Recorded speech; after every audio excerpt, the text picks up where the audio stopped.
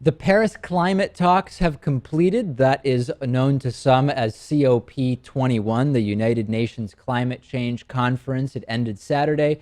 And the conference on paper reached its objective of creating a sort of global agreement on the reduction of climate change.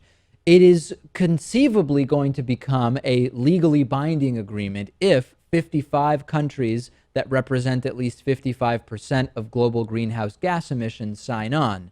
So the good news is it could become binding. It would commit 195 countries, which approved it, to limit global warming to well below 2 degrees Celsius or 3.6 degrees Fahrenheit through the year 2100 compared to pre-industrial levels. On paper, Lewis, this sounds absolutely huge, right? If it could be done, if the countries did it. Yeah, it sounds great. And if you look at headlines, articles, and what people are saying, it sounds really promising. Of course, there are already scientists coming out saying that this does not achieve enough, that there is no action, that it's just promises that don't really need to be kept. Not only that, there are also scientists saying the scale of what needs to happen for certain countries to achieve their goals is incredible. For example, to achieve the stated goal, the United States would need to reduce greenhouse gas emissions by 26% by 2025 compared to 2005 levels. And according to some scientists, in order for the U.S. to be able to do that, it would require a zero level in emissions to be reached by around 2030 in order to achieve and maintain that. On what planet do we see the U.S. getting to a zero level of emissions not even 15 years from now? Yes, seems unrealistic. And well, what's going to happen when you have 190 something countries getting Right. together trying to come up with some sort of plan? Um, I think probably some of the people involved realize how impossible this task is. Well, fortunately for them, none of this is binding so far. They were all able to say, yeah, we like this, let's agree to this.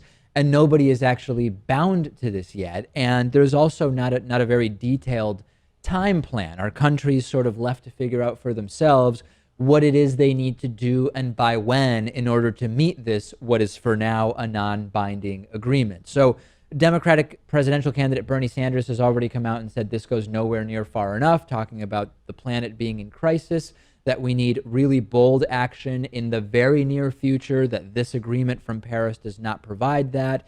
Bernie Sanders wants to go very, very far and in ways that make a lot of sense. Stop all new oil, natural gas, and coal development on public lands and offshore.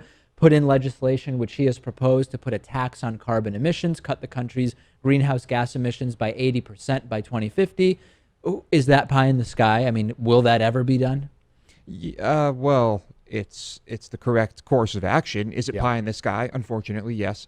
But, I'm not sure that diplomacy, cooperation, and, international negotiations and deals are the way to go about achieving what we need to achieve. I mean, Yeah. I think individual countries really need to work on this themselves, and I think then you can set your own guidelines. Right. But Well, then, that sounds to me like self-deportation. Because think about it, you have countries that are developing very quickly, and their development is coming on the backs of significantly increased pollution. Why are they going to say, hey, with no requirement to do this, we're just going to stop growing our economy all of a sudden? And I get it. They should be seeing the long game, which is we're destroying our planet. But Yeah. they don't see it that way. Well, look, here's the thing. So we can point the finger at China and say, look what's happening on our west coast.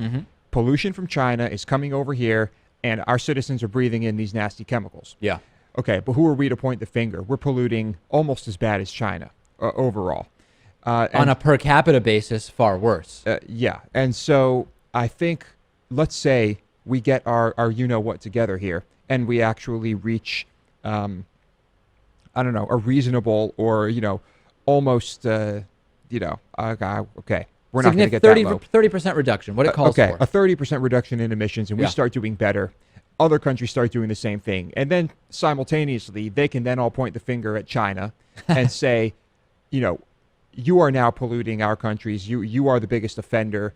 and you can apply pressure that way. So it wouldn't be because of the goodness of their hearts in saving the planet. It would be for political posturing to be able to blame China that they're not holding up the end of the bargain. Whatever gets countries to do it, I'm glad to have happen, but it just seems like this agreement is a lot of pie in the sky, and I hope it is agreed upon by 55% of the population represented by at least 55 countries. We will see. We'll continue to follow it. That's the latest that we know.